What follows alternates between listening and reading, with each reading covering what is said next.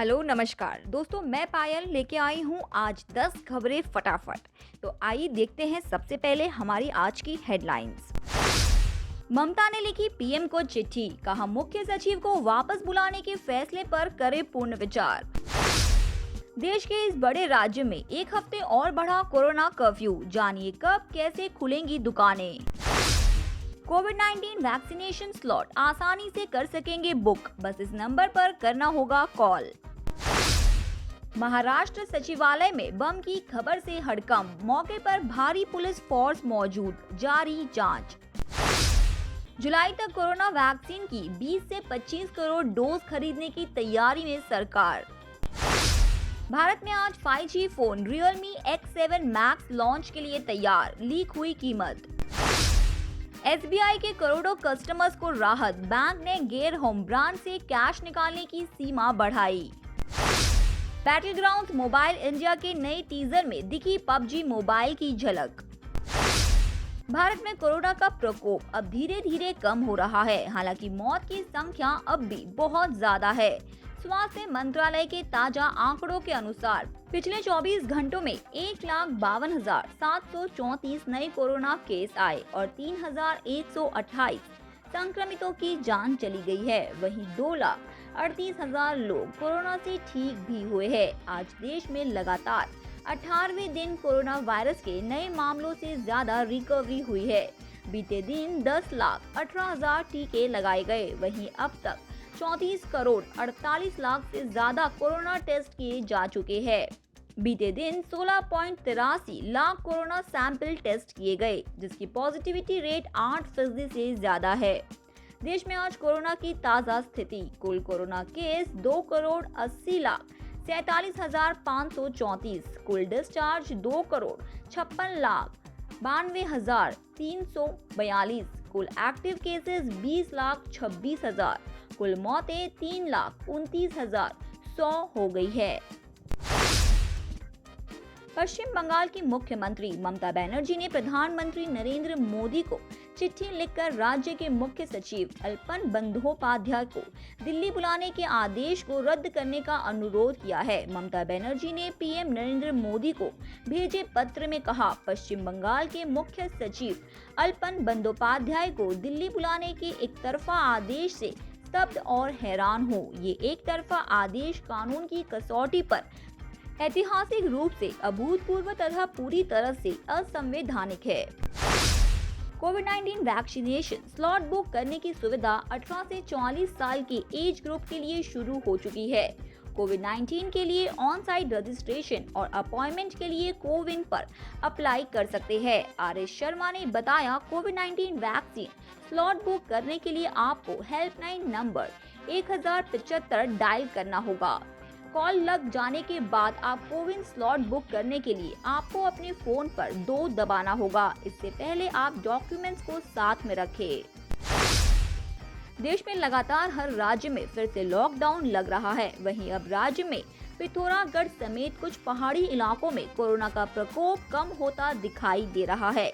Covid curfew के कारण संक्रमण पर रोकथाम संभव दिखाई दी है। राज्य सरकार ने 8 जून की सुबह तक कोरोना पाबंदियों को जारी रख जाने का फैसला किया। इससे पहले 1 जून की सुबह 6 बजे तक कोविड कर्फ्यू राज्य में जारी था। कोरोना कर्फ्यू को 8 जून की सुबह 6 बजे तक बढ़ा दिया गया है। हालांकि इस दौरान 1 जून और 5 जून को राशन की दुकानें खोली जा सकेंगी। महाराष्ट्र सचिवालय में बम की खबर से हड़कंप मच गया है। राज्य के डिजास्टर मैनेजमेंट कंट्रोल रूम के पास एक फोन आया कि सचिवालय में बम रखा गया है। बम रखने की धमकी मिलने के बाद मंत्रालय भवन की सुरक्षा बढ़ा दी गई। वहीं बम डिस्पोजल स्क्वाड भी महाराष्ट्र सचिवालय पहुंच गया है। फिलहाल जांच जारी है। जानकारी के मुताबिक रविवार लगभग 12:40 बजे डिजास्टर मैनेजमेंट कंट्रोल रूम में एक अज्ञात कॉलर का फोन आया कि मंत्रालय में बम रखा गया है। मुंबई पुलिस को अलर्ट कर दिया गया है।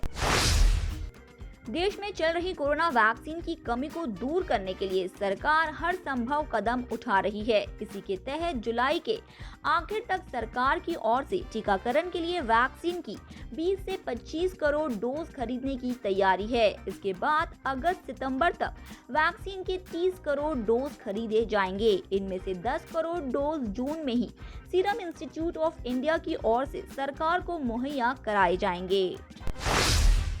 कोविड महामारी को देखते हुए भारतीय स्टेट बैंक ने गैर होम ब्रांच से कैश निकालने की सीमा बढ़ा दी है।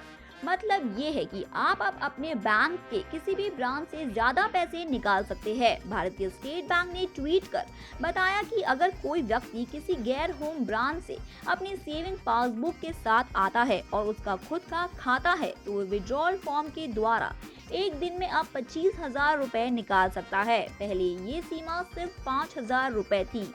इसी तरह वह सेल्फ के लिए चेक के द्वारा एक दिन में 1 लाख रुपए तक निकाल सकता है।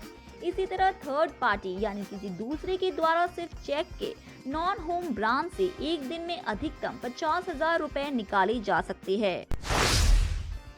सोने चांदी की कीमतों में तेजी जारी है। हफ्ते के पहले दिन गोल्ड बढ़त के साथ कारोबार कर रहा है। मल्टी कमोडिटी एक्सचेंज पर जून वायदा सोने का दाम 0.25% प्रति 10 ग्राम बढ़ गया, जबकि जुलाई वायदा चांदी की कीमत में 0.59% प्रति किलोग्राम की तेजी है। अंतर्राष्ट्रीय बाजार में गोल्ड में तेजी के साथ कारोबार हो रहा है।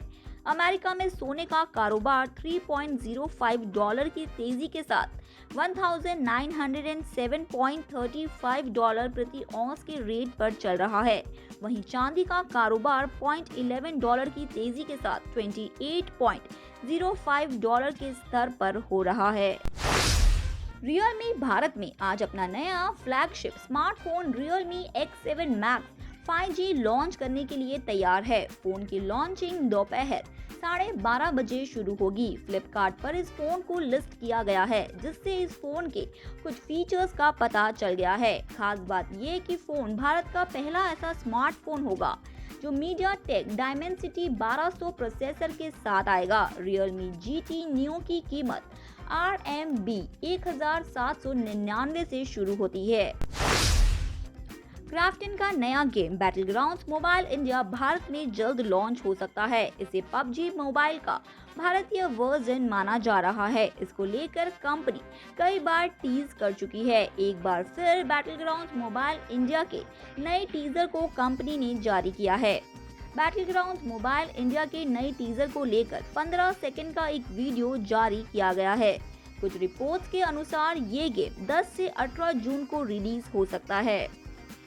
तो दोस्तों, आपकी क्या राय है इन 10 बड़ी खबरों के बारे में? कमेंट सेक्शन में लिख के हमें जरूर बताएं। साथ ही वीडियो को लाइक करें, अपनी फ्रेंड्स और फैमिली के साथ इसे शेयर करें और चैनल को सब्सक्राइब करें। धन्यवाद।